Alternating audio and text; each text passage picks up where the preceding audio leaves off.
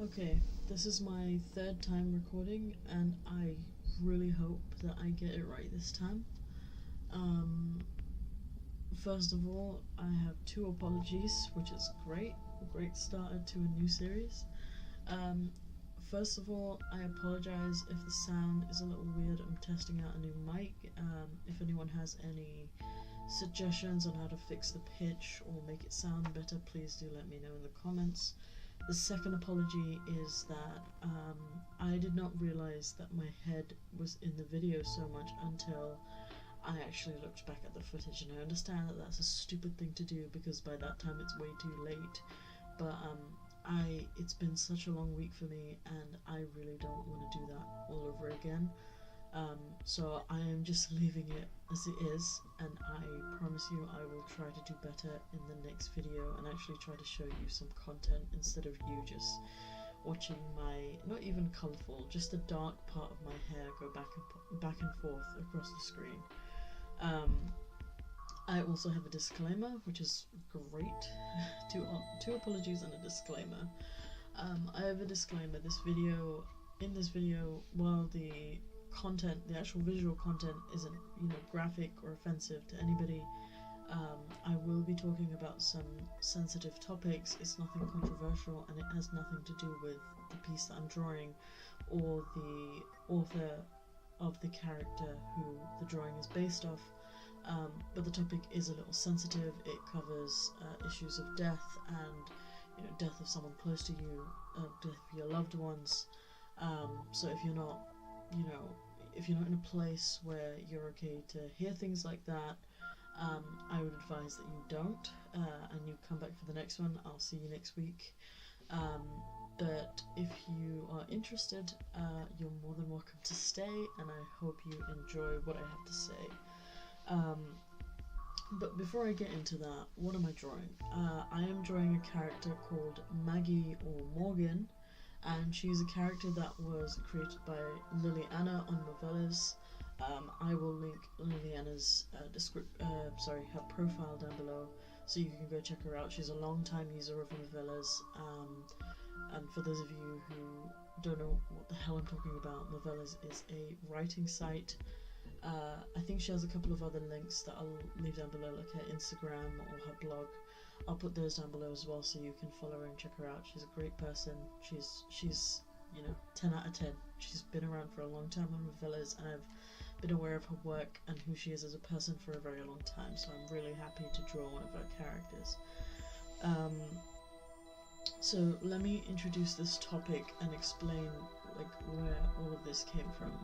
I think those of you who have been sort of keeping up with my videos up until now, and I know that it hasn't been too many, but I've been a little off, and the reason for that is that I've been juggling with an idea because of a series of events, and my life has always been super complicated, so I don't even know how to begin to explain that part. But the short of it is that, for those of you who don't know, my mother passed away in December of 2013. It's been 5 years, almost exactly. She lost the battle to cancer, and I have finally come to a place where I feel comfortable talking about it.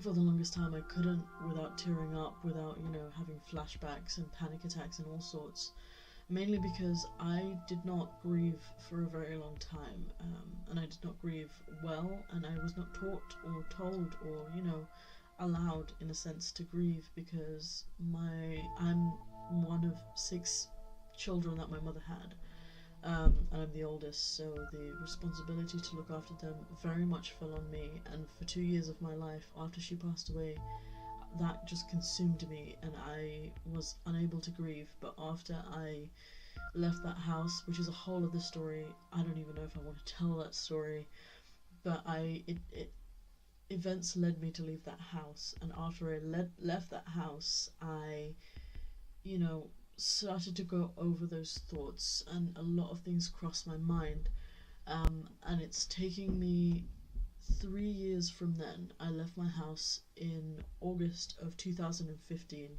Since then, it has taken me all this time to come to terms with the idea that my mother has actually passed away. And I know that sounds insane, like that sounds crazy, but I sort of ignored the idea that she was gone completely, because at the time that she passed away, I kind of lost everything. I kind of lost my religion, I lost my, faith in God, I lost a lot of my family within 2 years. Right now, I'm completely separated from my family, like nobody knows where I am, and I really want to keep it that way. I'm fine, I have a good support group of friends and people who are always looking out for me and always checking on me and making sure I'm okay, and I'm in a good place. For the first time in like 5 years, I am in a good place and I am happy. But like that, I came to be by myself only about a month ago, just over a month ago. So I was juggling with the idea of actually visiting my mum's grave, which I did this Sunday, the Sunday that just passed. And like, I was terrified of doing that. I was terrified of going there and seeing this grave. And I never really understood why I was so terrified. Like, I went there this, the Sunday that's just passed, and it, like, yeah, the first, 5 minutes was really sad, and then I was just sort of like, why didn't I do this before? Like, why didn't I come and just sit here and just, talk? Like, me and my mother, as if you've read any of my written work, you probably know, we didn't have the most intimate relationship. We didn't really talk very much, but like, you can't think about that in a retrospective manner, because none of it is technically your fault. Like, anything that you could have done, you can no longer do. It's already gone. So I'm sort of left sitting with the idea that I have to sort of make this up somehow. And I'm an agnostic atheist. I don't really believe that there's an afterlife. I don't really believe that, anybody's watching over me. I don't believe anybody can hear me that's already gone. Ghosts, I'm still not sure if that's, something I want to believe in. If it is something I believe in, I don't know. But I'm more or less certain that I don't believe in an afterlife. So from that kind of perspective, and the perspective my mother had, and my family's all Muslim, so they obviously have a concept of heaven and hell, and I think when people go to the graves of people they love, they don't just sort of sit there and talk to them. Even though from an atheistic perspective that's pointless, nobody can hear you. But, I think that has more purpose than someone sort of going to a grave and just praying. And the reason I say that is that now, because I have no actual family hindering me or, sort of telling me what to do, or having one over me because I'm, they're responsible, in quotation marks, for me, I have that leeway to just talk, and it's so freeing for me to be able to just talk to my mum. And in a sense that sounds crazy, because if I don't know how many of you have gone to a Muslim graveyard, but people do not talk to their loved ones, the loved ones that have passed. They just stand there and they read some Quran, or they pray over them, and ask God to forgive them or whatever. I didn't do any of that. I just went there, I cried, I told her I was sorry, and just my voice is cracking just thinking about it. I'm fine, I promise you. But that was such a weight off my shoulders to just say that to her. I've said it, lying awake at night. I've said it, in passing, just thinking about her. But it's such a weight off my shoulders to just, go there, be in front of where she's buried and just tell her I'm sorry, for not having a more intimate relationship with her, and saying that I understand why that didn't happen and all these things.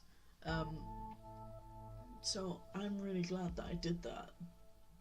And there's been not too much drama because like I've left that, I've separated myself from my family, and with my family it was constant drama. The people who are always around me and who always listen to me complain know that like the biggest cause of drama in my life is my family. And there's been a little bit of drama where they'll do this thing where they'll try really, really hard to find a way to contact you, and I changed my number, everybody is blocked on social media, I just want to be alone, I want to figure out my life before I have to talk to anybody. And they'll, you know, find a way, and one of my cousins found a way, and she just made, what they do is they make you feel like you're missing out. My cousin gave birth to a child, and she gave birth to this child, now it would be about 6 weeks ago, but when she contacted me it was 4 weeks ago, and my initial thought was, oh my god, I have to go see this baby. And then later on I was thinking, she had a whole 9 months or more to tell me that she was going to have a baby, and she decided to tell me the moment I was out of the house, away from my family, 4 weeks after the baby was born. Like, that, to me, that is just, like, why are you telling me now? Like, this cousin, she ignored me for 2 years after my mother died. She called me only, and got a hold of me only so that I would be a bridesmaid at her wedding. I went to that wedding. After that, she just never texted me, never, you know, just asked me how I was. She would only tell me things in passing, and I don't understand the motive behind that. And I know that sounds crazy to a lot of people because they're like, oh my god, she just had a baby, she's just telling you she had a baby. But in my family there's always a motive, and to me that was her saying, oh my god, how dare you leave, this has happened, you're missing out. And that really got me thinking, like, before I see anybody, before I do anything, before I see this baby, see this whatever, like, come on, I've seen a baby before, I don't need to see another baby. You know, even if it is my second cousin, niece, whatever you want to call it, you know, if I'm going to see anyone, if I'm going to see anything, if I'm going to do anything in terms of my family, I'm going to go visit my mum, because I haven't done that in 5 years, and it's 5 years, like, way too late. And after sort of juggling and battling and fighting with that idea for so long, like, my family would not let me go to that grave. In, like, the ruling in terms of Islam is very debatable, whether or not women are allowed in graveyards. I don't really care what you have to say, like, if I'm gonna go see my mum, I'm gonna go see my mum. But my family was of the opinion that women can't go to graveyards, so every time I asked, because you need a specific number to see the grave of someone, they would never give me that number, or tell me how to obtain it. So, you know, after grappling, and like, when I was asking mostly last year and the year before, and I was like grappling with the idea. So if there was any kind of like barrier, I would just take it as a sign that it's not time. So when they would say things like that, I would just, you know, recoil and not do anything about it. But I finally, you know, found the courage and found what, I'm not even going to call it courage because it's stupid. I should have done it ages ago. But I found that initiative to just go and do that, and it was so freeing, and so, like, I want to do that like as regularly as I can now, because it's just someone to just go and talk to, just clear my head. And I'm so glad that I did it, and I hope that anyone who's going through the same thing will take, you know, if you're watching this, will take this as an example to just go and do it. Like, trust me, there's nothing stopping you, there's no repercussions to it. It's literally just fulfilling your need to see somebody you are never going to see again. Like, it's just fulfilling your need for that, like, craving inside you. And I encourage you to do it, and I know that it's difficult. Trust me, I fully understand. but like, I cannot tell you the amount of relief I felt after doing it. But also, if you're not ready, take your time. It's not going anywhere. Nothing's happening to you. You know, just take your time and trust yourself to know when it's the right time to do things like that.